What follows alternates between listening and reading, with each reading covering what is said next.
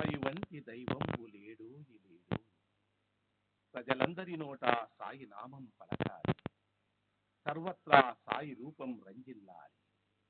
ముజ్జగాలు సాయి మహిమతో ముప్పిని గునాలి. సాయి పదరవళులు మన హృదయ కుహరంలోని నిశ్శబ్ద నిషీధిలో ప్రతిధ్వనించాలి. ప్రణవనాద వీచికల్లా సాయి జ్ఞాన సౌరభాలు సర్వత్రా వ్యాపించాలి.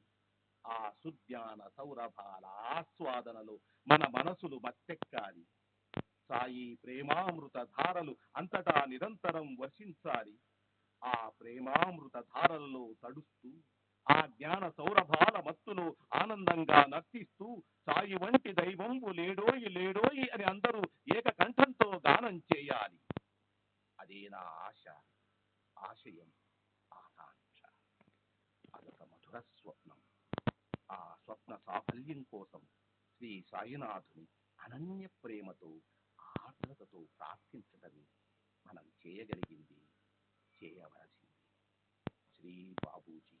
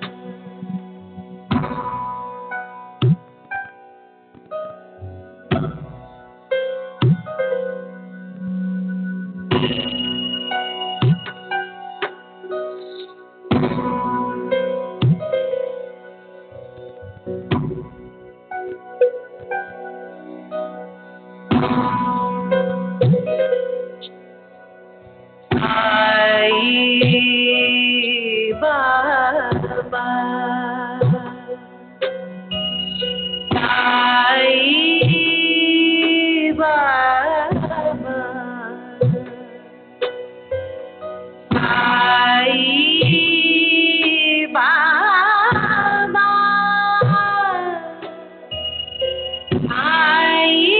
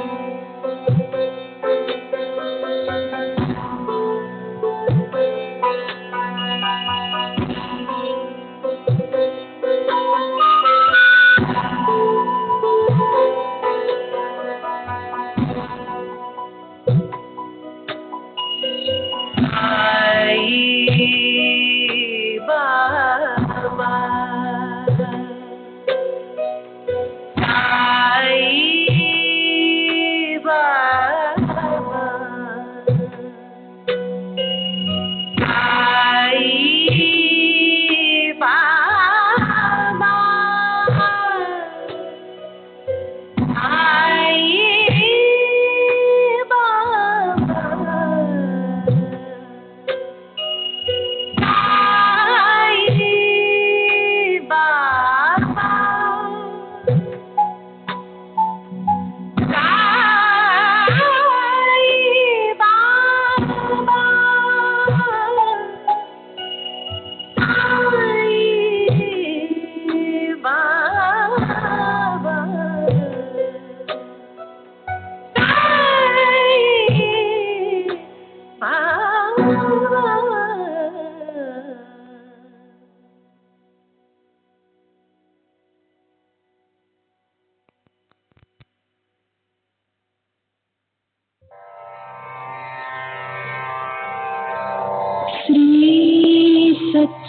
सच्चिदानंद सद्गुरु साईनाथ महाराज की जय।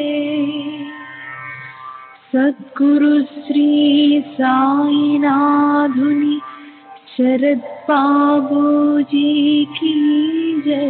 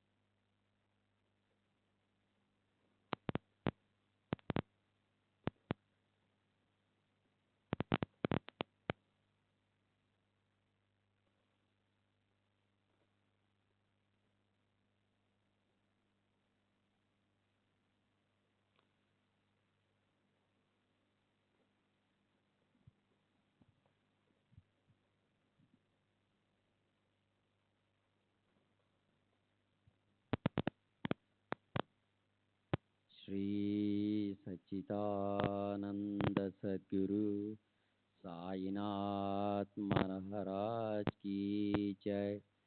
सद्गुरु श्री साईनाथ निशरत बाबूजी की जय। శ్రీ సాయిబాబా సత్య చరిత్ర తర్వాయి. ప్రస్తుత కాలంలోని నాద సాంప్రదాయానికి చెందిన ఒక సర్వశ్రేష్ఠ యోగ్యాభ్యానంద మాధవనాథ మహారాజ విరచిత మాధవనాథ దీప ప్రకాశం అనే పేరుగల చరిత్ర గ్రంథంలోని 22వ అధ్యాయంలో ఈ క్రింది ఓవిలు ఉన్నాయి. శ్రీ పరమహంస శీలనాథుడు, శ్రీ సద్గురు సాయినాథులు, పలూసికి చెందిన దుండిరాజు, షేవ్గాంలోని గజానుడు, నాసిక్ చెందిన గోపాల్ దాస్ నరసింగ మహారాజ్, నాద సాంప్రదాయం చెందిన ఈ 5గురు నాథులు ఒకరి పట్ల ఒకరు ప్రేమగా ఉండేవారు. తమకున్న అంతర్శక్తితో సూత్రాన్ని నడిపించేవారు. అలాగే పైన చెప్పిన యోగిరాజు శీలనాథ మహారాజ్ గారి శ్రీ శీలనాథ యోగాశ్రమం దేవాస్లో హిందీ భాషలో ముద్రించబడిన ఆయన జీవ చరిత్ర 210, 211 పేజీల్లో ఈ కింద ఇచ్చిన మాటలు ఉన్నాయి.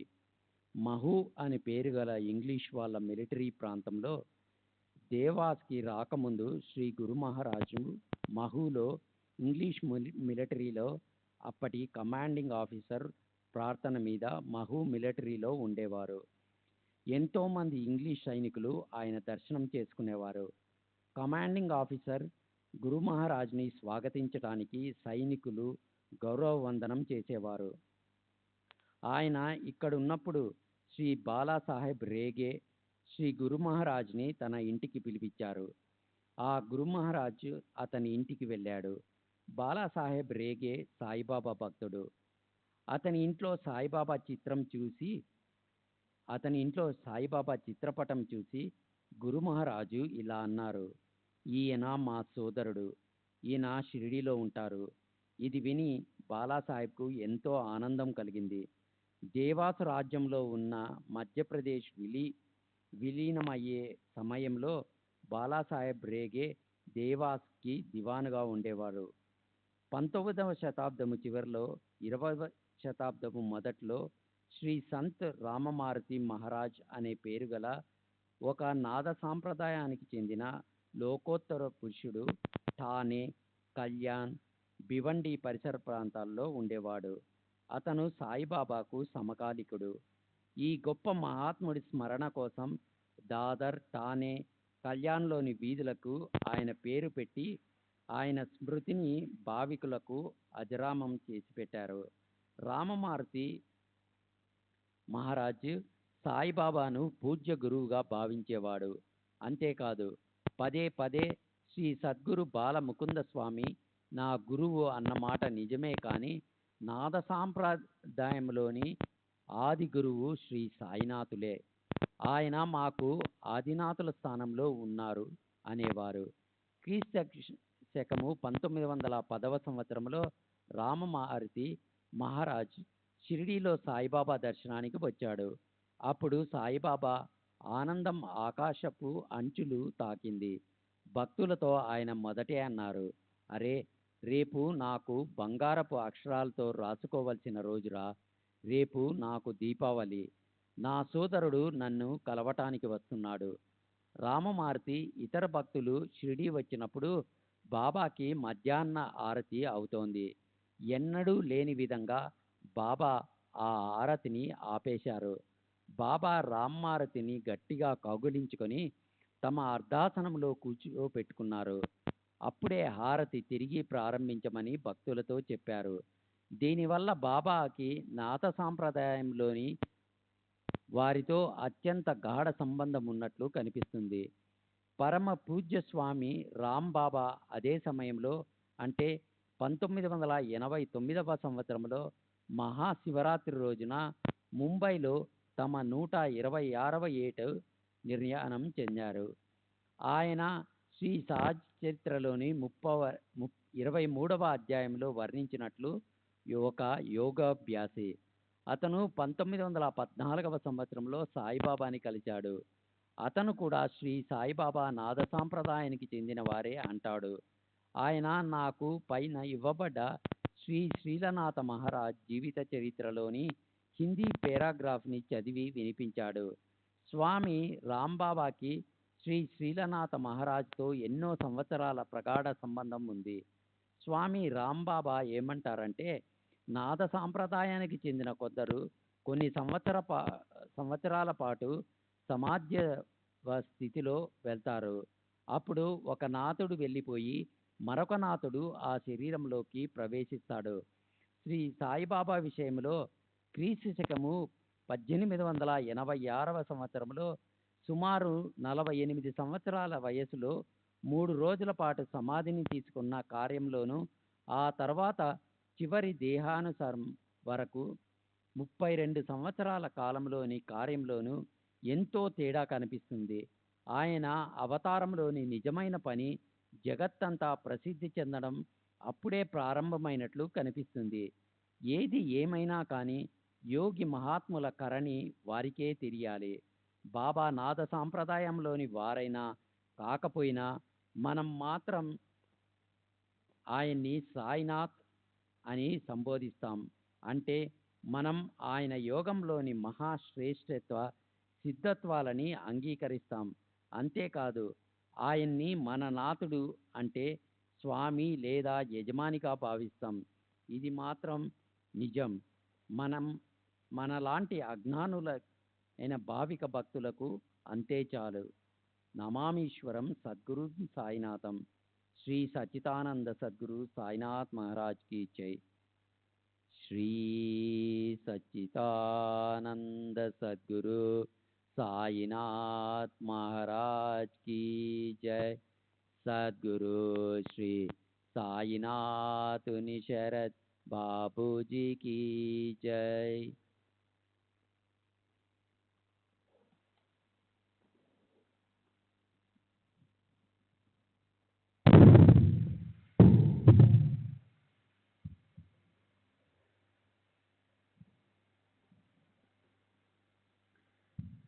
నలభై 45వ అధ్యాయము. శ్రీ గురుచరణ మహిమ. శ్రీ గురుచరణాల గొప్పతనము. శ్రీ గణేశునికి నమస్కారము. శ్రీ సరస్వతీదేవికి నమస్కారము.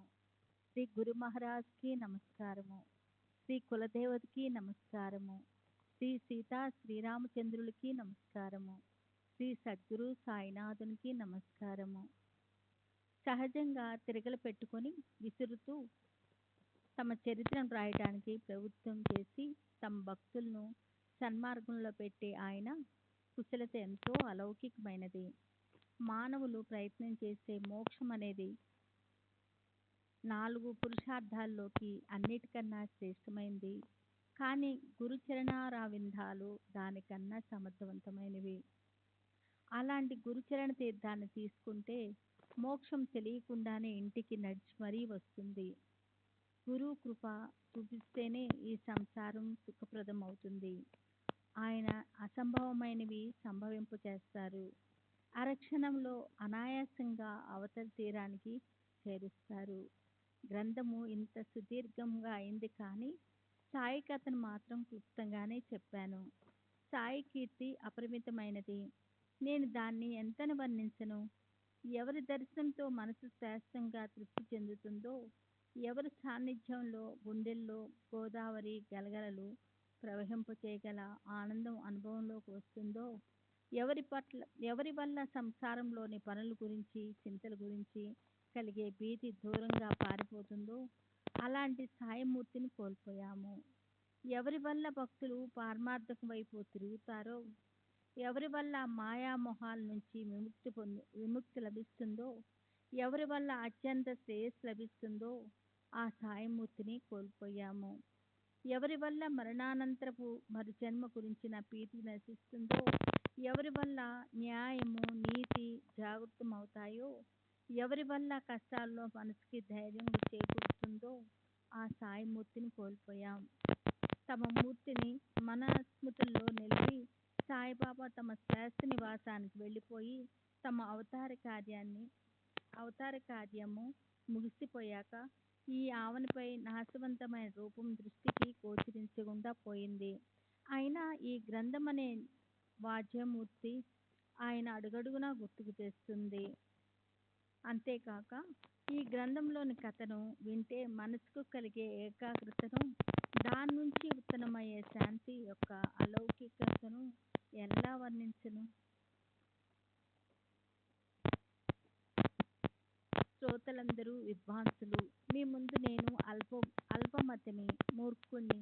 అయినా ఇది సాయికి అర్పించిన శబ్దాలతో కూడిన ధార్మిక కార్యము కనుక దీన్ని శ్రోతలు కృతజ్ఞతతో ఆదరించాలి. అందరికీ శ్రేయస్సును చేకూర్చగల ఈ శబ్దాలనే ధార్మిక కార్యాన్ని నాలాంటి మందమతి ముందు పెట్టి తాము చేయదలుచుకున్న కార్యాన్ని సాయి పూర్తి చేస్తారు. అన్నీ తెలిసిన శ్రోతలకు ఈ విషయం బాగా తెలుసు. మనసును ఏకాగ్రం చేసి సాయి చరణాలకు వందనం చేసి ఈ మహా మంగళప్రదమైన పరమ పావన కథను మునేసరికి భక్తియుక్తులై తమ హితాన్ని నశింప చేసుకోవటానికి ఉత్సుకత చూపించేవారికి, ఏకాగ్ర చిత్తంతో ఈ కథామృతాన్ని సేవించేవారికి తాము కోరుకున్న దాన్ని సాయి ప్రసాదిస్తారు. అలాగే ఈ సంసారంలోని యోగక్షేమాలను, పరలోకంలోని కోరికలను అంటే పారమార్థము నెరవేరుస్తారు. చివరికి వారిని కృతార్థులను చేస్తారు. సాయికి చేసే సేవ ఎన్నటికీ వృధా కాదు. 44వ అధ్యాయము చివర సాయి నిర్యాణం గురించి విన్నారు. అయినప్పటికీ ఈ గ్రంథం ఇంకా నడుస్తూనే ఉంది. ఇదేమి చిత్రమో తెలియటం లేదు. గత అధ్యాయంలో సాయి నిర్యాణం గురించి యథావిధిగా వర్ణించబడింది. అయినా ఈ సాయి లీల అనే సాలెపురుగు క్షణం కూడా విశ్రాంతి తీసుకోవటం లేదు.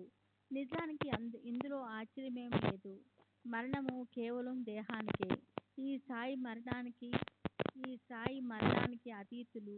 మునుపట్లాగే ఆయన అవ్యక్తంలోకి వెళ్ళిపోయారు. దేహం పోయింది. దాంతో ఆకారం పోయింది. అయినా ఆయన అవ్యక్తంలో ఎప్పట్లాగే ఉన్నారు. దేహత్యాగమైన తర్వాత ఆయన లీలలు అందరికీ తెలుసు.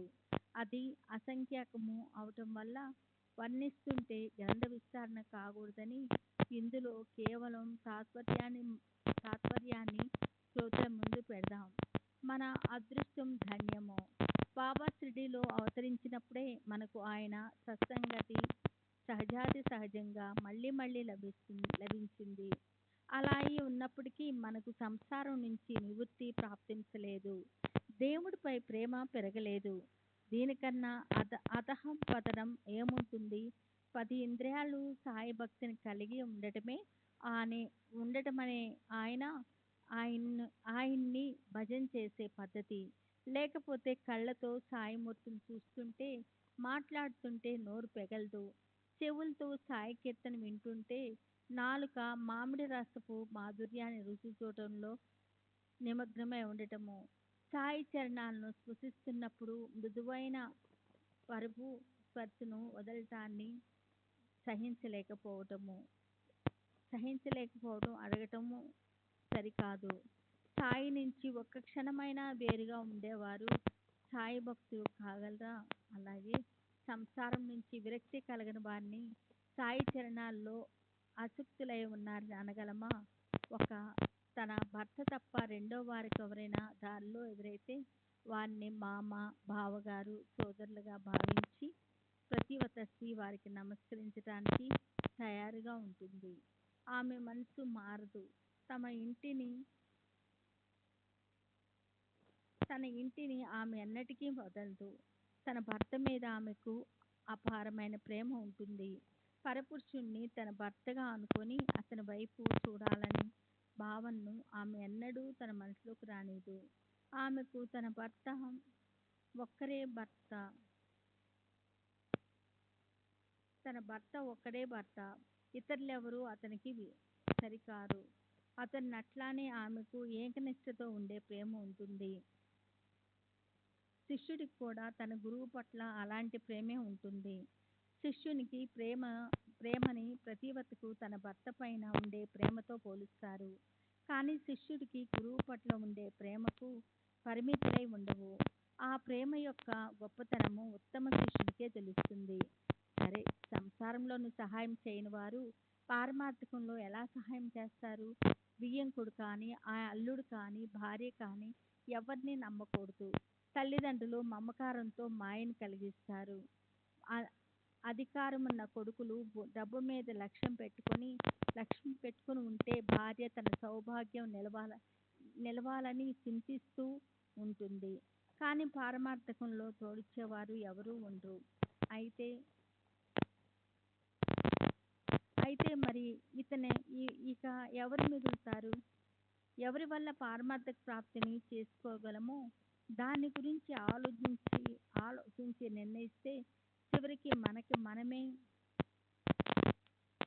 మనమే మిగులుతాము. నిత్యమేమిటి, అనిత్యమేమిటి అని దీని గురించి క్షుణ్ణంగా ఆలోచించి ఈ జగత్తులోని పరలోకంలోని ఫలాలను అనుభవించటం మీద కోరికను వదిలేసి శమతమమాదులనే ఆరింటిని స్వాధీనం చేసుకొని మోక్ష ప్రాప్తి కోసం ప్రయత్నించేవారు ధన్యులు. శమము అంటే మనోనిగ్రహము, దమము అంటే ఇంద్రియ దమనము, ఉపరతి అంటే విషయభోగాల పట్ల అరుచి, తితిక్ష అంటే ఏ ఉపాయము చేయకుండా చెడుగా భావించకుండా దుఃఖాన్ని సహించటము, శ్రద్ధ అంటే గురువు లేదా శాస్త్రాల పట్ల విశ్వాసము, సమాధానం అంటే దేవుడు ఎలా ఉంచితే అందులోనే తృప్తిగా ఉంటూ చిత్త ఏకాగ్రతను సాధించటము, ఇతరులపై ఆశను పెట్టుకోకుండా దృఢమైన ఆత్మవిశ్వాసం పెట్టుకొని తామంతట తామే సిద్ధమైన వారే పరమార్థాన్ని సాధించగలరు. బ్రహ్మ నిత్యం, జగత్తు అనిత్యం, గురువే నిజమైన బ్రహ్మ, గురువే ధ్యానించడానికి యోగ్యమైన వస్తువు అన్న భావనను నిరంతరము పెట్టుకొని సర్వ అనిత్య విషయాలను వదిలేయటమే పరమార్థ సాధన.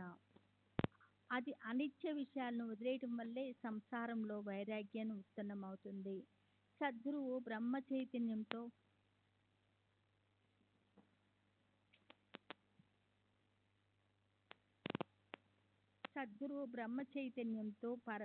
పరిపూర్ణమైనట్లు భాషిస్తారు.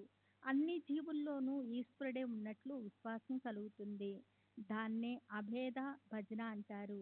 భీతితోనూ లేదా ప్రేమతోనూ ఆయన్ని సదా ధ్యానించేవారు కంసుడు, రావణుడు, పురుగు వరుసగా కృష్ణుడు, రాముడు భ్రమరాలుగా అయిపోయినట్లు అవుతారు.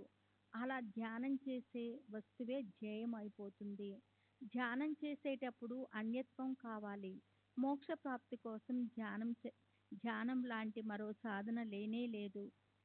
ఈ ధ్యానాన్ని తామంతట తామే అభ్యసించే వారికి ముక్తి వెంటనే లభిస్తుంది. అప్పుడు జనన మరణాలనేవి ఎక్కడుంటాయి? అక్కడ జీవభావం అనే చిహ్నము విస్మరించబడుతుంది. ప్రపంచ స్పృహ అస్తమిస్తుంది. ఆత్మ వైపు లక్ష్యం పెట్టడం వల్ల సుఖం ప్రాప్తిస్తుంది. కనుక మన గురువు నామాన్ని జపించటం వల్ల పరమానందం కలుగుతుంది. జీవుల్లో భగవంతుని దర్శనం అవుతుంది. నామ మహిమ కన్నా గొప్ప ఏమిటి? ఎవరి నామానికి అలాంటి మహత్తు ఉందో వారికి నేను సద్భావంతో నమస్కరిస్తాను. వారికి నేను కాయ వాచ మనస శరణు వెళ్తాను.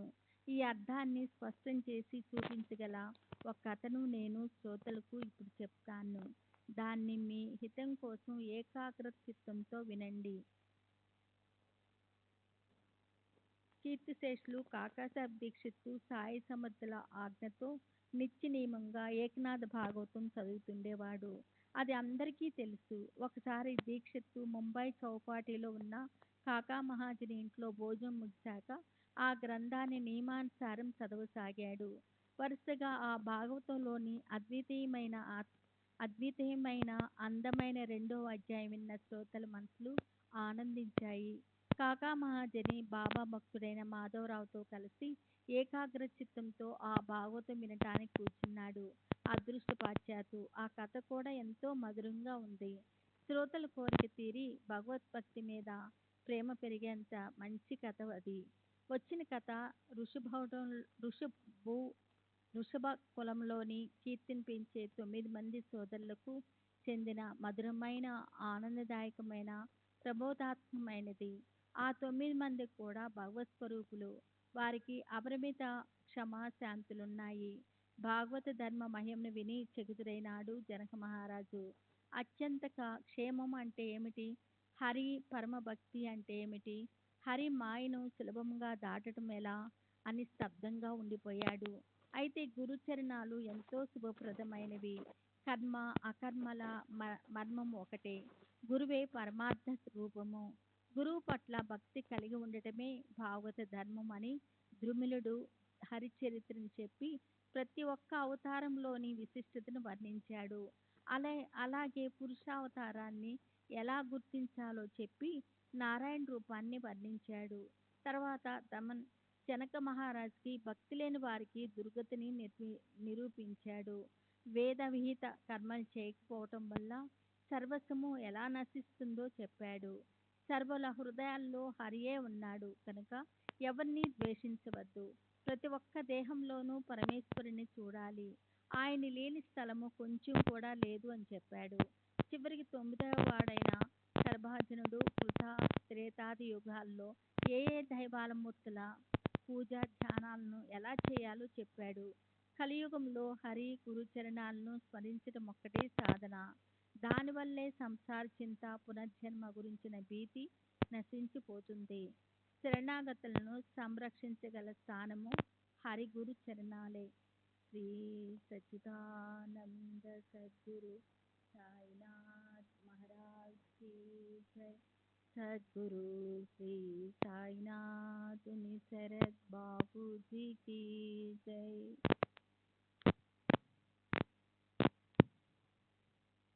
శ్రీ సచ్చిదానంద సద్గురు సాయినాథ్ మహారాజ్ కీ జై. సద్గురు శ్రీ సాయినాథుని శరత్ బాబూజీ కీ జై. అలా పారాయణ పూర్తయిపోయాక కాకాసాహెబ్ ఇలా ప్రశ్నించాడు. ఈ నవనాథుల గోష్ఠి ఎంత అద్భుతం! వారి పద్ధతిని మనం ఆలోచించనైనా లేకపోతున్నాం. తరువాత ప్రేమతో అతను మాధవరావుతో ఇంకా ఇలా అన్నాడు. ఎంత కఠినమైన భక్తి!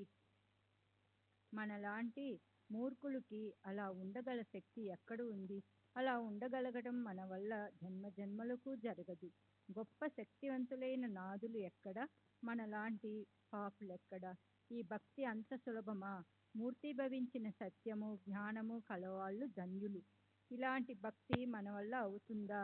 దాన్ని మనం ఎలా సంపాదించుకోవాలి? నేనైతే హతాశుడనయ్యాను. నేను అలసిపోయాను. మన జన్మ వ్యర్థమైనట్లు అనిపిస్తుంది. కాకాసాహెబ్ స్వాభావికంగా ప్రేమతత్వం కలవాడు. అతని మనసుకి ఇలాంటి కలవరం ఎందుకు కలిగింది? సుస్థిరమైన అతని మనసు ఎందుకు చలించింది అని శ్యామ మనసులో అలజడి చెలరేగింది. శ్యామ అంటే మాధవరావు. అతనికి కాకా అంటే మనసులో ఎంతో ప్రేమ. అతనికి కాకా ఇలా దైన్యంగా అవటం నచ్చలేదు. అతనిలా అన్నాడు. బాబా లాంటి నగదు ధరించగల అదృష్టం భరించిన వాళ్ళు ముఖాన్ని దీనంగా ఎందుకు పెట్టుకోవాలి? అలాంటి వారి జీవితం వ్యర్థం. సాయి చరణాల్లో దృఢమైన శ్రద్ధ ఉన్నప్పుడు మనసులో కలవరం ఎందుకు? నవనాథుల భక్తి గొప్ప ప్రబలమైనదే కావచ్చు. మన భక్తి మాత్రం ప్రేమతో కూడుకుని లేదా? ఏకనాథు మహారాజు గారి టీకా సహిత భాగవతంలోని 11వ స్కందాన్ని భావార్థ రామాయణాన్ని నిత్యము చదవమని బాబా స్పష్టంగా నీకు ఆజ్ఞ ఇచ్చారు కదా. అలాగే భగవంతుని చరణాలను గురు చరణాలను స్మరిస్తూ ఉండటమనేది బాబా మనకిచ్చిన గొప్ప ఉపదేశం కాదా? ఇదే మనం సంసార భయాన్నించి తరించిపోగల సాధనం. మరి నీవిలా చింతించటంలో అర్థమేమిటి? అయినా కాకాకి ఆ 9 యోగుల ఆచరణ పద్ధతిని, తీక్షణమైన కత్తిపై సాములాంటి వారి నియమాలని మనం కొంచెమైనా సాధించగలమా అన్న చింతే పట్టుకుంది. అతని మనసుకి చాలా వ్యాకులత కలిగింది. నవయోగుల భక్తే ఎంతో శ్రేష్టమైనది. మనకది ఏ ఉపాయంతో ప్రకటమవుతుంది? అలా అయితేనే దేవుడు నిజంగా మనకి లభిస్తాడు. కాకాకి అలాంటి దుర్భర వేదన కలిగింది. కూర్చున్నా నించున్నా పడుకున్నా ఈ విచారమే అతని మనసుని పట్టి పీడించింది. ఆ మర్నాడు ఒక చిత్రం జరిగింది. శ్రోతలు దాన్ని వివరంగా వినండి. ఈ అనుభవం ఎంత అద్భుతంగా ఉందో చూడండి. పొద్దున్నే ఆనందరావు, అతని ఇంటి పేరు పాకాడే, అతను మాధవరావుని వెతుక్కుంటూ వచ్చాడు. అది కూడా సరిగ్గా భాగవతం చదివే సమయానికే. మాధవరావుతో తనకొచ్చిన విచిత్రమైన కళ గురించి చెప్పాడు. ఓ పక్క పారాయణ నడుస్తుంది, మరో ప్రక్క వారిద్దరూ ఒకరితో ఒకరు గుసగుసగా మాట్లాడుకుంటున్నారు. దానివల్ల శ్రోత వక్తల ఏకాగ్రత భంగమైంది. ఆనందరావు మనసు చలించింది. అతను మాధవరావుకి స్వప్నం గురించి చెప్పసాగాడు. అలా వాళ్ళిద్దరూ గుసగుసలాడుకుంటూ ఉంటే పారాయణ ఓ క్షణం పాటు ఆగిపోయింది. అప్పుడు కాకాసాహెబు వాళ్ళని ఇలా అడిగాడు, ఏమిటి విశేషం? మీరిద్దరూ ఎంతో ఆనందంగా ఉన్నారు. మాకు కూడా అదేమిటో చెప్పకూడదా? దానికి మాధవరావు ఇలా అన్నాడు, మీకు నిన్నే ఓ సందేహం కలిగింది కదా, ఇప్పటికిప్పుడు దానికి సమాధానం వచ్చింది చూడండి. సంసార సాగరాన్ని తరింపచేసే భక్తి లక్షణం చూడండి. పాకాడే కలలో బాబా అతనికి ఎలా దర్శనమిచ్చారో వినండి. మీ సందేహం పటాపంచలైపోతుంది. గురు చరణాలకు నమస్కరించటం ఆ పాటి భక్తి చాలని నీకు తెలుస్తుంది. అప్పుడు ఆ స్వప్నం వినాలని అందరికీ ఎంతో ఉత్సాహం కలిగింది, ముఖ్యంగా కాకాసాహెబుకి. ఎందుకంటే సందేహం కూడా మొదట అతనికే కదా కలిగింది. అందరి కోరికను చూసి ఆనందరావు తన కళ గురించి చెప్పసాగాడు. చక్కని శ్రద్ధతో కూడిన మనసున్న శ్రోతలకు కూడా అది ఆశ్చర్యాన్ని కలిగిస్తుంది. ఒక మహాసముద్రంలో నడుంలోతు నీళ్లలో నేను నిలబడి ఉన్నాను. అక్కడ అనుకోకుండా కళ్ళెదుట శ్రీ సాయి సమర్థులు కనిపించారు. రత్న ఖచిత సింహాసనం ఉంది అక్కడ. దాని మీద సాయి సమర్థులు విరాజమానులై ఉన్నారు. ఆయన పాదాలు నీళ్లలో మునిగి ఉన్నాయి. ఇలాంటి ఆయన రూపాన్ని నేను చూశాను. అలాంటి బాబా మనోహర రూపాన్ని చూసి నా మనసుకు ఎంతో తృప్తి కలిగింది. ఇది కలేనన్న భావన కలగనే లేదు. బాబా దర్శనంతో మనసు ఎంతో సుఖించింది. దైవగతి ఎంత చిత్రమంటే మాధవరావు కూడా అక్కడే నిలబడి ఉన్నాడు. అతను నాతో భావపూర్వకంగా, ఆనందరావు బాబా పాదాలపై పడు అన్నాడు. అప్పుడు నేను అతనితో, నాకు కూడా ఎంతో కోరికగా ఉంది, కానీ ఆ పాదాలు నీళ్లలో ఉన్నాయి కదా, నా చేత్తో ఎలా పట్టుకోగలను? పాదాలు నీళ్లలో ఉంటే నేను వాటిపై తల ఎలా పెట్టను? నేను ఇప్పుడు ఏం చేయాలో నాకు అసలు తెలియటం లేదు అన్నాడు. అది విని మాధవరావు బాబాతో ఏమన్నాడో వినండి. దేవా, నీళ్లలో మునిగి ఉన్న మీ పాదాలను పైకి తీయండి. మాధవరావు ఇలా అనగానే బాబా వెంటనే తమ పాదాలు పైకి తీశారు. నేను ఏమాత్రం ఆలస్యం కాకుండా వాటిని పట్టుకుని నమస్కరించాను. అలా ఆ చరణాలు గట్టిగా పట్టుకోగానే బాబా నాకు ఆశీస్సులు ఇచ్చారు. సరే, నీకు శ్రేయస్సు కలుగుతుంది, భయపడను అవసరం లేదు అని బాబా ఇంకా ఇలా అన్నారు. చూడు, నా శ్యామకి ఓ పట్టంచు దోవతి ఇస్తే నీకు శ్రేయస్సు కలుగుతుంది. ఆ ఆజ్ఞను శిరసా వహించి నేను ఒక పట్టంచు దోవతిని తెచ్చాను. కాకాసాహెబ్ దాన్ని నీ చేత్తో మాధవరావుకి ఇవ్వు. నా విన్నపాన్ని మన్నించు. ఆ దోవతి మాధవరావు కట్టుకునేలా చేసి నాకు సంతోషం కలిగించు. నిజంగా నేను అప్పుడు మీకు రుణపడతాను. ఆనందరావు కథను మాధవరావు స్వయంగా విన్నాడు. కాకాసాహెబ్ ఆ వస్త్రాలని అతనికి ఇవ్వబోతే అతను తీసుకోలేదు. అతను, ఇది ఆనందరావుకు వచ్చిన స్వప్నం, నాకు ఎలాంటి సూచన రాలేదు. నాకు ఏదో ఒక రుజువు కలగకుండా నేను ఈ బట్టలు తీసుకోను. దానికి కాకాసాహెబు, మనం ఇప్పుడు బాబా అన్న దానిలో ఎంత నిజముందో పరీక్షించి చూద్దాం. దోవతి తీసుకోవటం యోగ్యమా అయోగ్యమా అని చీటీలు వేసి చూద్దాం. బాబా ఏ చీటీ ఇస్తే దాన్నే బాబా ఆజ్ఞగా భావిద్దాం అని ఆ రకంగా చేయడం మొదలెట్టి అతను బాబా పాదాల వద్ద చీటీలు వేశాడు. కాకాసాహెబ్ తన భారం పూర్తిగా బాబాపైనే వేసేవాడు. ఏ విషయం గురించైనా అతను మొదట సాయిని అడిగి ఆ తరువాతే ఆ పని చేసేవాడు. అవన్నీ బాబా హయాంలో జరిగాయి. కానీ అదే పద్ధతి ఆయన తరువాత కూడా నడుస్తుంది. చీటీలు వేసి అతను బాబా అనుమతి తీసుకునేవాడు. అదే ప్రకారంగా ఎంతో నిశ్చయపూర్వకంగా వ్యవహరించేవాడు. పని పెద్దది కానీ చిన్నది కానీ చీటీ ద్వారా అనుమతి తీసుకోకుండా ప్రాణం పోయినా సరే ఏమీ చేసేవాడు కాదు. బాబా ఆజ్ఞే సర్వదా గీటురాయి అయ్యేది. దేహమే మనది కానప్పుడు దాన్ని ఒక్కసారి బాబా పాదాలపై పడేశాక అక్కడ దాని చలన వలనాలపై మనకు అధికారం ఏముంటుంది? చూడండి, ఈ ఒక్క భావనతో లక్షల రూపాయలు సంపాదించగలిగిన వాటిని అతను కాలితో తన్నేశాడు. ఆ నిశ్చయాన్ని అతను మరణించే వరకు అలాగే పెట్టుకున్నాడు.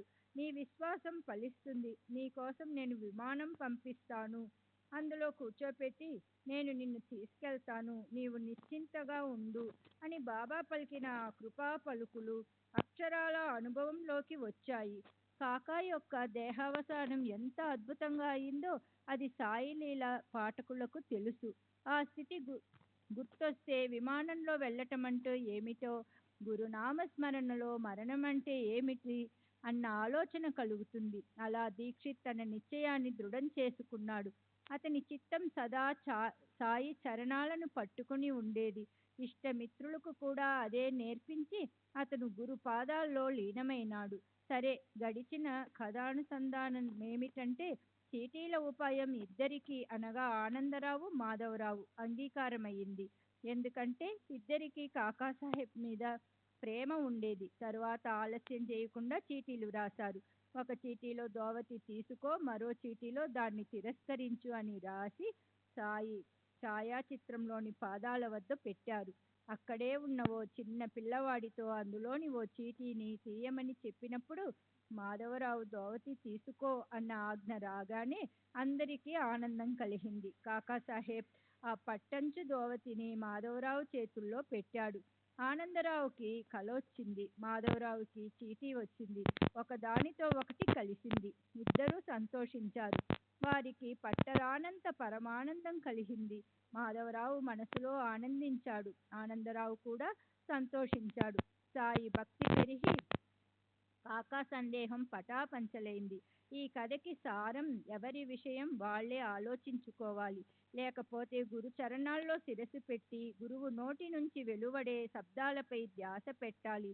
మన అవస్థ, మనం ఈ జగత్తులో చేయవలసిన పని, లేదా మన మనసులో చెలరేగే ఆలోచనలు, ఇవి మనకన్నా మన గురువుకే ఎంతో వివరంగా తెలుసు.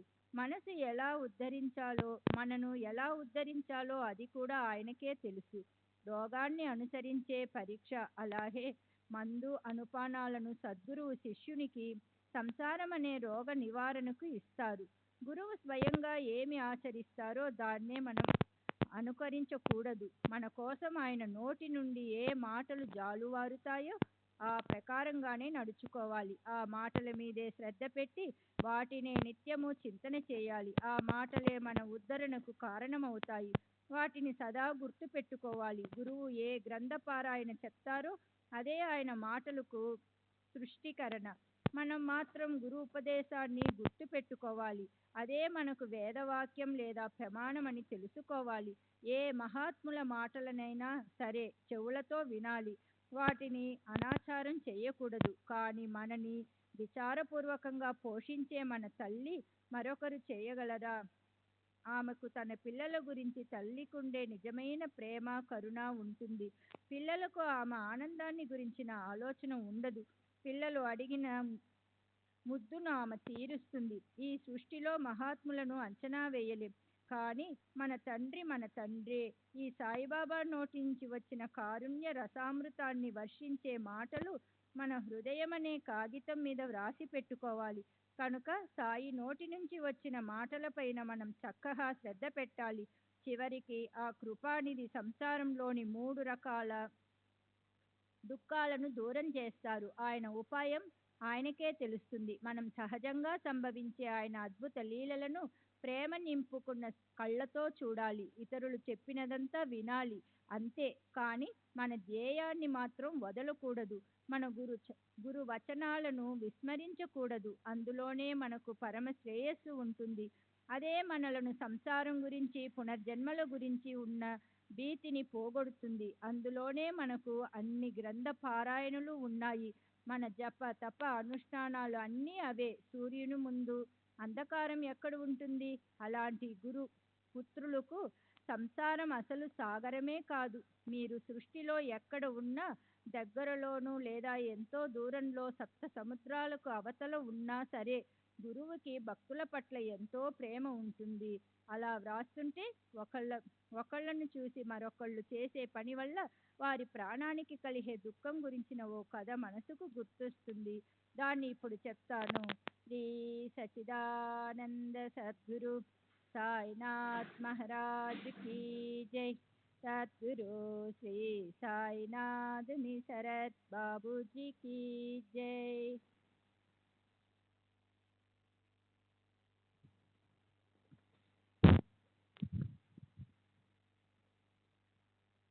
శ్రీ సచిదానంద సద్గురు సాయినాథ్ మహారాజ్ కీ జై. సద్గురు శ్రీ సాయినాథుని శరత్ బాబూజీ కీ జై. అలా వ్రాస్తుంటే ఒకళ్ళను చూసి మరొకళ్ళు చేసే పని వల్ల వారికి ప్రాణానికి కలిగే దుఃఖం గురించిన ఓ కథ మనసుకు గుర్తొచ్చింది. దాన్ని ఇప్పుడు చెప్తాను. ఓసారి బాబా మహల్సాపతితో కలిసి మసీదులో ఉన్నప్పుడు అతనికి అంతకు ముందుండే చెక్క పడక ఒక్కసారిగా గుర్తొచ్చింది. ఆ పలక వెడల్పు మొత్తం జారుడుండేది. దానికి రెండు వైపులా గుడ్డ పీలికలు కట్టి దాన్ని మసీదు దూలానికి అడ్డంగా బాబా వేలాడదీసేవాళ్ళు. దాని మీదనే నిద్రించేవారు. చీకట్లో నిద్రించకూడదని తల వద్ద పాదాల వద్ద ప్రమిదలు వెలిగించి పెట్టి ఆ పలక మీద ఆయన నిద్రించేవారు. ఆ పలక గురించిన వృత్తాంతం ఆమూలాగ్రం గడిచిన 10వ అధ్యాయం మొదట్లోనే వర్ణించబడింది. ఇప్పుడు ఆ పలక గొప్పతనాన్ని వినండి. ఓసారి బాబా ఆ పలక మహత్వాన్ని మనస్ఫూర్తిగా అలా వర్ణించి చెప్తుంటే కాకాసాహెబ్ దీక్షిత్ మనసులో ఓ ఆలోచన వచ్చింది. అది వినండి. అతను బాబాతో, పలక మీద పడుకోవాలని ఉంటే నేను మీకోసం ప్రేమతో దాన్ని వేలాడదీస్తాను. దాని మీద మీరు హాయిగా పడుకోండి అన్నాడు. బాబా అతనికి మహల్సాపతిని కింద వదిలేసి నేను పైన ఎలా పడుకోను, నాకు క్రిందుంటేనే బాగుంది అని సమాధానమిచ్చారు. దానికి కాకా ప్రేమ ముప్పిరిగొనగా మరో పలక కూడా వేలాడదీస్తాను. ఓ దాని మీద మీరు పడుకోండి, మరో దాని మీద మహల్సాపతి పడుకుంటాడు అన్నాడు. అందుకు బాబా ఇచ్చిన సమాధానం చూడండి. అతను పలక మీద ఎలా పడుకుంటాడు? దేహానికి పూర్తి యోగ్యత ఉన్న వాళ్ళే పలక మీద నిద్రపోగలరు. పలక మీద పడుకోవడం అంత సులభం కాదు. నేను తప్ప దాని మీద ఎవరు నిద్రించగలరు? నిద్రపోకుండా కళ్ళు తెరిచి ఉంచి ఉండేవారికే ఆ పలక మీద పడుకోవడం సాధ్యమవుతుంది. నేను నిద్రపోతున్నప్పుడు నా గుండెల మీద చేయి పెట్టి దగ్గరగా కూర్చోమని మహల్సాపతికి చెప్తుంటాను. కానీ ఆ పని కూడా అతని వల్ల కావడం లేదు. కూర్చున్న చోటే కునికిపాట్లు పడుతూ ఉంటాడు. ఈ పలక అతనికి పనికిరాదు. ఈ చెక్క పలక నాకు మాత్రమే నా హృదయంలో నామస్మరణ జరుగుతుంటుంది. ఇక్కడ చేయి పెట్టి చూడు, నాకు నిద్ర వస్తే లేపు అని నేను ఆజ్ఞాపించినా అతనికి నిద్ర వస్తుంటుంది. అతని చేయి బండరాయిగా బరువెక్కుతుంది. అప్పుడు భగత్ అని పిలవగానే కళ్ళ మీద నిద్ర ఎగిరిపోయి అతడు కంగారుగా ఉలిక్కి పడతాడు. భూమి మీద కూర్చోవడమే రానివారు, ఆసనమే స్థిరంగా ఉండనివారు నిద్రాదేవి వరించగానే ఓ రాయిలా జడంగా నిశ్చలంగా అయ్యేవారు ఎత్తు మీద ఎలా నిద్రిస్తారు అని అంటూ బాబా సందర్భానుసారం భక్తులపై ప్రేమ వల్ల అదే పనిగా ఇలా అంటుండేవారు. ఆపుల్యా సంగే దుజియా సంగే. మనం మన శక్త్యానుసారం చేయగలిగినంత చేయాలి.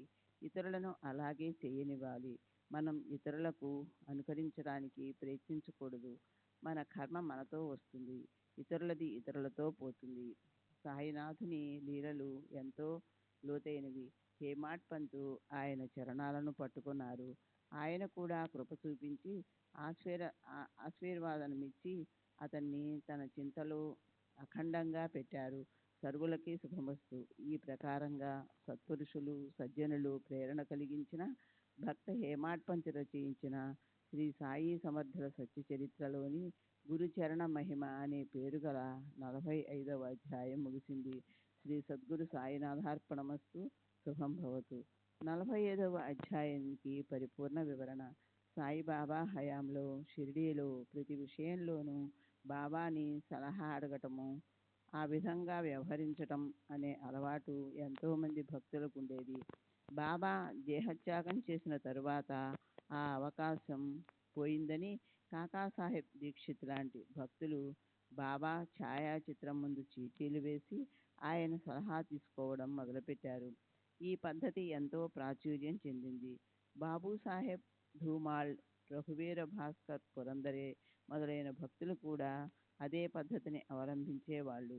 చెన్నైకి చెందిన పరమ పూజ్య నరసింహస్వామి 1930-40 సంవత్సరాల్లో ఇంగ్లీషులో సాయిబాబా చరిత్రను ఇంకా ఎన్నో పరిశోధనాపరమైన పుస్తకాలను వ్రాశారు. దక్షిణ భారతంలో బాబా ప్రచారం విస్తృతంగా చేశారు. ఆయన కూడా అలాగే చీటీలు వేసి బాబాను అడుగుతుండేవారు. ఆయనకి ఎంతో యోగ్యము, శ్రేయస్కరము అయిన సమాధానాలు లభిస్తుండేవని ఆయన చరిత్రలో చెప్పబడింది. సరే, అలాంటి గొప్ప గొప్ప భక్తులు ఆలోచించిన సులభమైన ఉపాయం ఉండగా బాబా స్వయంగా ప్రత్యక్షంగా ప్రశ్నలకు సమాధానమిచ్చేందుకు సిద్ధంగా ఉండగా జనులు తమ కంటే శ్రేష్ఠులు అనిపించిన మరో సాయిబాబా భక్తుల దగ్గరకు ఎందుకెళ్తారు? వారి పాదాలపై తలపెట్టి వాళ్ళ ద్వారా బాబాను ప్రశ్నలు ఎందుకు అడుగుతారో అర్థం కాదు. నేను నా 23 సంవత్సరాల అనుభవంతో గుండెల మీద చేయి పెట్టుకొని చెప్తాను. నిజమైన శ్రద్ధతో ఏ భక్తుడైనా ప్రశ్న అడిగినప్పుడు బాబా నుంచి యోగ్యమైన సమాధానం వాళ్ళకి లభిస్తుంది. అయితే దానికోసం క్రింద చెప్పబడ్డ నియమాలని మాత్రం పాటించవలసి ఉంటుంది.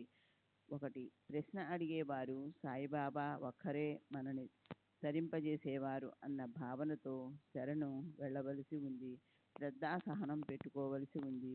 2. చీటీలు వేసి ప్రశ్న అడిగిన జవాబు వస్తే ఆ విధంగానే వ్యవహరించవలసి ఉంది. జవాబు మనకు వచ్చే విధంగా లేకపోయినా లేదా ఇతరులు వేరే ఏ కారణం చెప్పి దానిని విరుద్ధంగా వ్యవహరించమని సలహా ఇచ్చినప్పటికీ, మొండి పట్టు పట్టినప్పటికీ మన నిశ్చయం సడలకుండా ఉండాలి. అలా కాకపోతే అసలు ప్రశ్న అడగకపోవడమే మంచిది. 3. జవాబు యోగ్యంగా ఉందా లేదా అన్నది అనుభవంలోకి రావడానికి ఓర్పు వహించవలసి ఉంటుంది. మొదట్లో ఒకవేళ వ్యతిరేక అనుభవం వచ్చినా భక్తులు కంగారు పడకుండా బాబా చివరికి మనకు శ్రేయస్సు కలిగిస్తారు అన్న దృఢమైన శ్రద్ధను పెట్టుకోవలసి ఉంది. 4. ఏదైనా ప్రశ్న అడిగినప్పుడు జవాబు నచ్చలేదని మళ్ళీ అదే ప్రశ్నను అడగకూడదు. బాబా తమ సమాధానాన్ని మార్చుకోరు. 5. ప్రశ్నలు అదే పనిగా చిన్న కొన్న విషయాల కోసం అడిగి బాబాను ఊరికే బాధ పెట్టకూడదు. ఎంతో కఠిన సమస్య అయితేనే బాబా ముందుకు పోవాలి. ఏ నెంబర్ టికెట్లు తీసుకుంటే లాటరీ తగులుతుంది? ఏ గుర్రం పందెంలో గెలుస్తుంది? ఆడపిల్ల పుడుతుందా, మగపిల్లవాడు పుడతాడా? ఇలాంటి ప్రశ్నలు అడగకూడదు. బాబా వీధిలోని జ్యోతిష్యుడు కాదు. వెంటనే ఏ కష్టము పడకుండా డబ్బు పొందడానికి మోసపూరితమైన మార్గానికి ఉత్తేజాన్ని కూడా ఇవ్వరు. సాత్విక వృత్తి గల భక్తులను కష్టాల కొలిమి నుంచి రక్షించడానికి, భయంకర సమస్యల నుంచి బయటపడవేయడానికి, సంసారంలో యోగ్యమైన నిర్ణయం తీసుకోవడానికి ఆయన మార్గదర్శనం చేస్తారు. విశేషించి ఆధ్యాత్మికపరమైన ప్రశ్నలకు, పారమార్థిక మార్గంలో సమస్యలకు సమాధానాలు ఆయన ఎంతో ఇష్టంగా ఇస్తారు. 6. ప్రశ్న అడగటం కోసం షిరిడీకి లేదా ఎవరో శ్రేష్ఠ సాయి భక్తుల దగ్గరకు వెళ్ళవలసిన అవసరం లేదు. ఏ సాయి భక్తుడైనా తమ ఇంట్లో బాబా ఛాయాచిత్రం ముందు ఆయన చరణాలపై చీటీలను పెట్టి ఎవరైనా పిల్లవాడిచే దాన్ని తీయించి బాబా మార్గదర్శనం పొందొచ్చు.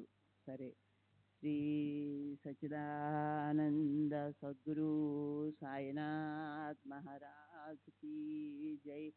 సద్గురు శ్రీ సాయినాథుని శరత్ బాబూజీ కీ జై.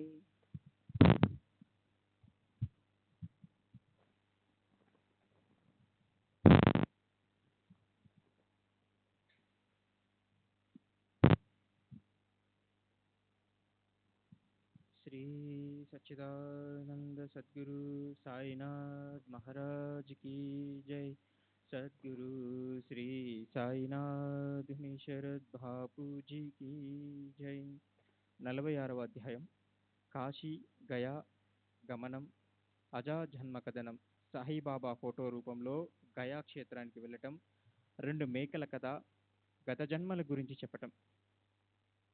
శ్రీ గణేశునికి నమస్కారం, శ్రీ సరస్వతీదేవికి నమస్కారం, శ్రీ గురు మహారాజుకి నమస్కారం, శ్రీ కులదేవతకి నమస్కారం, శ్రీ సీతారామచంద్రులకి నమస్కారం, శ్రీ సద్గురు సాయినాథునికి నమస్కారం. ఓ శ్రీ సాయినాథ, మీ చరణాలు ధన్యం, మీ స్మరణ ధన్యం, మీ దర్శనం కూడా ధన్యమే. ఇవన్నీ ఫలం మీది ఆశతో చేసే కర్మ బంధనాల నుంచి మానవ కోటిని ముక్తుని చేస్తాయి. మీ స్వరూపం ఇప్పుడొకవేళ అదృశ్యమైనప్పటికీ శ్రద్ధగా ప్రేమపూర్వకమైన భక్తిని మనసారా చేస్తే సమాధిలోని మీ రూపం జాగృతమవుతుంది. భక్తులకు ఆ అనుభవం ఇప్పటికీ కలుగుతుంది.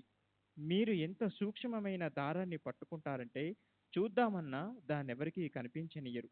కానీ దేశంలో ఉన్నా లేక పరదేశంలో ఉన్నా ఎక్కడున్నప్పటికీ మీ భక్తులని లాగి రప్పించుకుంటారు. ఆ తరహాలో రప్పించి వాళ్ళని మీ చరణాల విందాల దగ్గర ఉంచుకొని ప్రేమతో మీ హృదయానికి హత్తుకుంటారు. తల్లి తన బిడ్డను సంరక్షించినట్లు వారిని మీరు సహజాతి సహజంగా సంభాలిస్తారు. అలా మీరు సూత్రాలను కదిలిస్తున్నా మీరెక్కడుంటారో మాత్రం ఎవరికీ తెలియదు. కానీ దానికి కలిగిన ఆ పరిణామాన్ని చూస్తే భక్తుల వెనకే మీరున్నట్లు మాకనిపిస్తుంది. జ్ఞానులు, పండితులు, తెలివైన వారు అభిమానం వల్ల సంసారం అనే సుడిగుండంలో చిక్కుకుపోయి ఉంటారు. కానీ అమాయకులను, అజ్ఞానులను మీరు మీ శక్తితో మనసారా వ్యవహరింపచేస్తారు. లోపల నుంచి ఆటంతా ఆడిస్తారు. మీరు ఏమీ చేయనట్లు కనిపిస్తారు, అన్నీ చేసి కూడా ఏమీ చేయనట్లు కనిపిస్తారు. నిజంగా మీ చరిత్ర ఎవరికీ అర్థం కాదు. అందువల్ల మనం మన శరీరాన్ని, వాక్కుని, మనసుని ఆయన పాదాలకు అర్పిద్దాం. నోటితో ఆయన నామాన్ని నిరంతరం స్మరిద్దాం. అలా చేస్తే పాపాలు ప్రక్షాళనమవుతాయి. కోరికలున్న వారి కోరికలు తీరుస్తారు.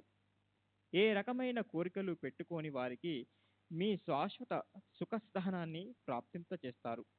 మీ నామం అలా సుఖకారమైనది. భక్తులకదెంతో సులభమైన ఉపాయం. అందువల్ల పాపాలు నశిస్తాయి. రజోగుణం, తమోగుణం ఖచ్చితంగా పలాయనం చిత్తగిస్తాయి. క్రమక్రమంగా సత్వగుణం సంక్రమిస్తుంది. దానివల్ల నైతిక, ధార్మిక గుణాలు పోగవుతాయి. ఆ ప్రకారంగా ధర్మ ప్రవృత్తి జాగృతమైతే వైరాగ్యపరంగాన వెనక నుంచి పరుగెత్తి వస్తుంది. ఇంద్రియ సుఖాలను ఆలింగనం చేసి అనుభవించాలన్న ఇచ్చ నామమాత్రంగా మిగిలి ఉంటుంది. ఆత్మజ్ఞానం వెంటనే ప్రకటమవుతుంది. నిత్యానిత్య వివేకంతో సహా జ్ఞానం ప్రాప్తిస్తే ఆత్మస్వరూపం వైపు ధ్యానం పట్టుకుంటుంది. అదే గురుపాదాల్లో లీనమవటమవుతుంది. దాని పేరే గురువుకు సర్వస్వాన్ని అర్పించటం. మనసు సాయి చరణాలు అర్పించబడిందనడానికి ఒకటే గుర్తు. సాధకులు శాంతి వైపు ప్రవృత్తిని మరలిస్తారు. వారి భక్తి సంపూర్ణంగా ప్రఫుల్లితమవుతుంది. సప్రేమ ఉన్న గురుభక్తినే ధర్మం అంటారు. అంతటా నేనే ఉన్నాను, అదే జ్ఞానసారం. విషయ భోగాల పట్ల ఉదాసీనత, అదే వైరాగ్యం. సంసారంలో ఉపరమ నివృత్తి ఇక్కడే ఉంటుంది. అనన్య జీవభావంతో భక్తిని కలిగి ఉండటం వల్ల శాంతి, విరక్తి, కీర్తి ఈ 3 సర్వదా ఆధీనంలో ఉంటాయి. అలాంటి భక్తి మహిమ ధన్యం. అలాంటి గురుభక్తి ఉన్న వారి కసరు లోటనేది ఏమైనా ఉంటుందా? వారి మనసులో కావాలని కోరుకున్నవన్నీ వారికి అప్రయత్నంగా లభిస్తాయి. అలాంటి ఆ భక్తి దగ్గర బ్రహ్మస్థితి పెళ్లికి బహుమానంగా ఇచ్చిన దాసియే అవుతుంది. అక్కడ మోక్షాన్ని ఎవరూ లెక్క చెయ్యరు. తీర్థాలు వారి పాదాలను పట్టుకుంటాయి. గతాధ్యాయంలో దీక్షిత్ భాగవత పఠనంలో 9 మంది యోగుల భక్తి గురించి, సాయి చరణ దర్శనం గురించి వర్ణించబడింది. అలాగే పాకాడే అనే ఇంటి పేరు గల ఆనందరావు కళను గురించి, సాయిబాబా భక్తి మహిమ గురించి చెప్పబడింది. సాయిబాబాని దగ్గరకు చేర్చుకొనబడిన వారు తమ ఇంట్లో ఉన్న దూరంగా భూమండలానికి అవతల ఉన్న వారిపై అహోరాత్రులు శ్రీ సాయి నిస్సంశయంగా తమ కృపామృత దారులు వర్షించేవారు. భక్తులు ఎక్కడికి పోయినా అక్కడకు అదెలాంటి చోటైనా సరే పోయి ఆయన నిలబడతారు. అకల్పితంగా వారికి దర్శనమిస్తారు. దీనికి సంబంధించిన విశేషమైన కథను మీ శ్రోతలకు నేను చెప్తాను. అది వింటే మీకు ఆశ్చర్యం కలుగుతుంది. మనసు ఆనంద సుఖాదాల హరిలో మునకలు వేస్తుంది. సాయి నోటి నుంచి జాలువారిన ఆ మాటలను భావంతో సహా వింటే సమాధి సుఖం వెనక్కు మరలుతుంది. ప్రఫుల్లమైన చక్కని మనోవృత్తితో భక్తులు స్వానందాన్ని సొంతం చేసుకుంటారు. అడుగడుగున ఆ చమత్కారం నిండి ఉండే అలాంటి మధురమైన శరత్ చంద్రిక లాంటి ఈ కథను వింటే శ్రోతలు తమను తాము మర్చిపోతారు. గుండె గొంతుకలో కొట్టాడుతుంది. కాకాసాహెబ్ దీక్షిత్ పెద్ద కొడుకు బాబు ఉపనయనం నాగపూర్లో చేయాలని నిశ్చయించారు. అలాగే నానాసాహెబ్ చందోర్కర్ పెద్ద కొడుకు పెళ్లి ఆలోచనలు జరిగి అది గ్వాలియర్ పట్టణంలో చేయాలని నిశ్చయించబడింది. వడుగయ్యాక కాకాసాహెబ్ కార్యం వల్ల పెళ్లికి గ్వాలియర్ వెళ్ళటానికి ఆలస్యం కాకూడదని నానా మనసులో ఉంది. నాగపూర్ నుంచి కాకాసాహెబ్ పెళ్లికి హాయిగా రావాలన్న అభిప్రాయంతో ఇద్దరికీ వీలుగా నానా మంచి ముహూర్తాలు పెట్టాడు. తర్వాత భక్తుల మకుటమణి నానాసాహెబ్ సాయిని పెళ్లికి పిలవాలని, ఆయన దర్శనం చేసుకోవటానికి గొప్ప ఉత్సాహంతో షిరిడి వచ్చాడు. కాకాసాహెబ్ దీక్షిత్ అప్పుడు అక్కడే ఉన్నాడు. నానాసాహెబ్ మసీదుకి వెళ్ళి చేతులు జోడించి బాబాను పెళ్లికి ఆహ్వానించాడు. అందుకు బాబా సరే అని పెళ్లికి తప్పకుండా శ్యామాని వెంట తీసుకుపో అని కూడా అన్నారు. తర్వాత 2 రోజుల్లో వచ్చిన కాకాసాహెబ్ కూడా బాబాని వడుక్కి రమ్మని ఆహ్వానించాడు. అతనితో కూడా బాబా అలాగే అని శ్యామాని వెంట తీసుకుపో అన్నారు. కాకాసాహెబ్ బాబాని స్వయంగా రమ్మని అర్థించాడు. అందుకు బాబా వెంటనే సమాధానమిచ్చారు. కాశీ ప్రయాగ కరూని సత్వర్ శ్యామాచే హి ఏతో అగోదర్ మజ్కాయి ఉషీర్ యావయ. కాశీ ప్రయాగులకు వెళ్ళిన శ్యామ కంటే ముందే వచ్చేస్తాను. అందుకు నాకెంతసేపు పడుతుంది? ఈ మాటలపై వాళ్ళ కలిగిన అనుభవం చూడ్డానికి, బాబా సర్వవ్యాపకతను గురించి తెలుసుకోవటానికి ఇప్పుడు శ్రోతలు శ్రద్ధ పెట్టి అర్థం చేసుకోండి. సరే, భోజనమయ్యాక మాధవరావు ఇలా అడిగాడు. ఒకసారి గ్వాలియర్ వెళ్ళాక కాశీ ఉత్తరప్రదేశ్లోని గంగానది తీరం హిందూ ధర్మంలో ఎంతో పవిత్రంగా భావించబడే ఈశ్వరుడి క్షేత్రం. ప్రస్తుతపు వారణాసి మాత్రం ఎంత దూరం? అతను నందరామ్ మార్వాడి వద్ద ఖర్చుల కోసం 100 రూపాయలు అప్పు తీసుకున్నాడు. బాబా అనుమతి తీసుకోవటానికి అతను మసీదు వెళ్ళాడు. అతను ఎంతో ఆదరపూర్వకంగా బాబానిలా అడిగాడు. ఇప్పుడు పెళ్లి వడుగుల కోసం గ్వాలియర్ వరకు వెళ్ళవలసి ఉంది. అయితే అవకాశం వచ్చింది కాబట్టి కాశీ గయా బీహారు రాష్ట్రంలో గంగా తీరాన ఉన్న పుణ్యక్షేత్రం. ఇక్కడ పితరులకు అక్షయమైన శ్రాద్ధం పెడతారు. యాత్ర చేసుకోవాలని మనసు కనిపిస్తుంది. అయినా దేవా, నేను మీ పాదాల మీద పడి అడుగుతున్నా, కాశీ గయా యాత్రలు చేసి రానా? బాబా మాధవరావుకి వెళ్ళి రమ్మని ఆనందంగా అనుమతిచ్చారు. ఇంకా ఇలా అన్నారు, అనుచితమైతే నువ్వు మాత్రం నన్నెందుకు అడుగుతావు? ఏ ప్రయత్నం లేకుండా సహజంగా సంభవించే వాటిని నిశ్చయపూర్వకంగా తప్పక సాధించాలి. సరే, అలా అనుమతి లభించింది. మాధవరావు గుర్రపు బండి చేసుకొని కొప్పర్గాం దారి పట్టాడు. దారిలో అప్పా కోతే కలిశాడు. తన మనుమరాల్ని తీసుకురావటానికి అతను చాంద్వడ్ వెళ్తున్నాడు. కాశీయాత్ర మాట విని అతను బండిలో నుంచి దూకాడు. కాశీయాత్ర ప్రయాణానికి కావలసిన డబ్బు జేబులో లేకపోయినప్పటికీ మాధవరావు లాంటి ఆత్మీయుని వదులుకోవాలని అనిపించలేదు. ఇంతలో మాధవరావు అతనికి ధైర్యం చెప్పాడు. ఇక అప్పా కోతకి ఆలోచించవలసిందేముంది? వచ్చిన అవకాశాన్ని ఉపయోగించుకోవటానికి అతను వెంటనే బండిలో కూర్చున్నాడు. అప్పా పాటిల్ ధనవంతుడే. అయితే దారిలో ఉన్నాడు కనుక దగ్గర డబ్బు లేదు. అందుకని కాశీ వెళ్ళటం తప్పిపోతుందన్న గొప్ప చింత కలిగింది అతనికి. ఎవరైనా పుణ్యకర్మ చేస్తుంటే మనం కూడా వారితో పాటు పుణ్యకర్మ చేయాలి. మాధవరావు లాంటి తోడుని సార్థకార్థం చేసుకోవాలి అని అప్ప మనసులో ఉంది. సరే, అప్ప ఇబ్బందిని గమనించి సమయానికి అతనికి ధైర్యం చెప్పి మాధవరావు అతని వెంట పెట్టుకొని కాశీయాత్ర చేయించాడు. తర్వాత వాళ్ళిద్దరూ నాగపూర్లో బడుగు వేడుకకు వెళ్ళారు. అక్కడ కాకా సాహెబ్ మాధవరావుకి ఖర్చుల కోసం 200 రూపాయలు ఇచ్చాడు. అక్కడి నుంచి వాళ్ళు గ్వాలియర్లో జరిగే పెళ్లి వేడుకకి వెళ్ళారు. ఆ సందర్భంలో నానాసాహెబ్ మాధవరావుకి 100 రూపాయలు ఇచ్చాడు. నానాసాహెబ్ వియంకుడు కొడుకు మామ శ్రీమంత్ జటార్ అతను కూడా 100 రూపాయలు ఇచ్చాడు. ఆ ప్రకారంగా నానా గురుబంధువు వద్ద మాధవరావు వద్ద ప్రేమపూర్వకంగా వీరంతా ఇచ్చిన డబ్బు పోగైంది. కాశీ మంగల్గుట్ వద్ద బంగారు రేకుల్లో పొదిగిన అందమైన శ్రీ లక్ష్మీనారాయణ మందిరం ఉంది. దానికి జటారు యజమాని. అయోధ్యలో ఉన్న అందమైన శ్రీ రామ మందిరానికి కూడా జటారే యజమాని. అతను 2 పుణ్యస్థలాలలో ఆదర సత్కారాల ఏర్పాటు బాధ్యతను అక్కడున్న తన గుమస్తా మీద పెట్టాడు. మాధవరావు అప్పాకోతే గ్వాలియర్ నుంచి మధురకి వెళ్ళారు. వెంట పల్సాపా ఈనాముదార్ ఓజే నానాసాహెబ్ తోడల్లుడు మరదలి భర్తీ బీనీవాలే నానాసాహెబ్ అల్లుడు అందరికన్నా చిన్న కూతురు ద్వారకామాయి భర్త పేండాగర్కర్ కూడా ఉన్నారు. వాళ్ళు ముగ్గురు అక్కడి నుంచి వెనక్కి తిరిగి వచ్చేశారు. మాధవరావు కోతే పాటిల్ అక్కడి నుంచి ప్రయాగ ప్రస్తుతపు అలహాబాద్ అక్కడ పవిత్ర గంగా యమునుల సంగమం ఉంది వెళ్ళి తర్వాత రామనవమి ఉత్సవ సమయానికి అయోధ్య చేరుకున్నారు. అక్కడ 21 రోజులున్నారు. 2 నెలలు కాశీలో గడిపారు. చంద్రగ్రహణం సూర్యగ్రహణం అయిపోయాక అప్పుడు ఇద్దరు గయకి బయలుదేరారు. శ్రీ సచ్చిత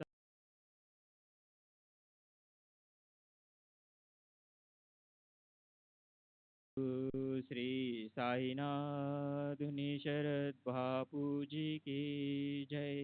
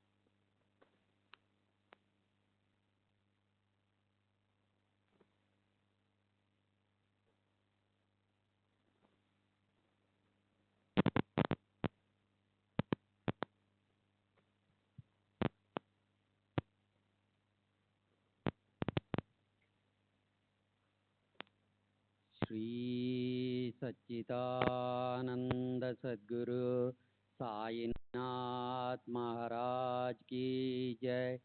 सद्गुरु श्री साईनाथ निशरद बाबू जी की जय. साई रहम नजर करना, बच्चों का पालन करना. साई रहम नजर करना, बच्चों का पालन करना. जाना तुमने जगत पसारा, सब ही जोट जमाना. जाना तुमने जगत पसारा, सब ही जोट जमाना. साई रहम नजर करना, बच्चों का पालन करना. साई रहम नजर करना, बच्चों का पालन करना. मैं अंधा हूँ बंदा आपका, मुझसे पथ दिखलाना. मैं अंधा हूँ बंदा आपका, मुझसे पथ दिखलाना, साई रहम नजर करना, अच्छों का पालन करना, साई रहम नजर करना, बच्चों का पालन करना।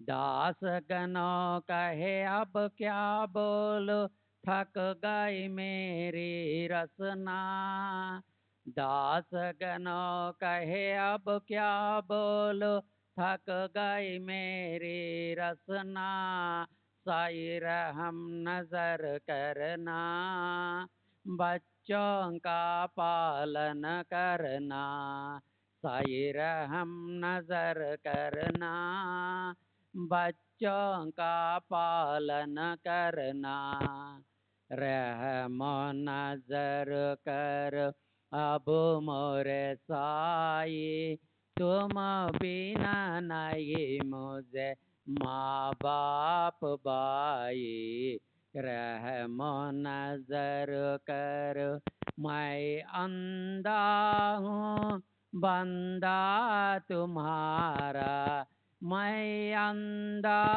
हूँ बंदा तुम्हारा, मैं ना जानो, मैं ना जानो, मैं ना जानो, अल्लाह इलाही, रहम नजर कर, रहम नजर कर अब मोरे साई, तुम बिना नहीं मुझे माँ बाप भाई, रहम नजर कर खाली जमाना मैंने गमाया, खाली जमाना मैंने गमाया, साथिया किर का, साथिया किर का, साथिया किर का, तुम बिना कोई, रहम नजर कर, रहम नजर कर अब मोरे साई, तुम बिना नहीं मुझे माँ बाप भाई, रहम नजर कर अपने मस्जिद का झाड़ू गनो है, अपने मस्जिद का झाड़ू गनो है, मालिक हमारे, मालिक हमारे, मालिक हमारे, तुम बाबा साई, रहम नजर कर, रहम नजर कर अब मोरे साई, तुम बिना नहीं मुझे माँ बाप भाई, रहम नजर करो। श्री सच्चिदानंद सद्गुरु साईनाथ महाराज की जय, सद्गुरु श्री साईनाथ निशर बाबू जी की जय।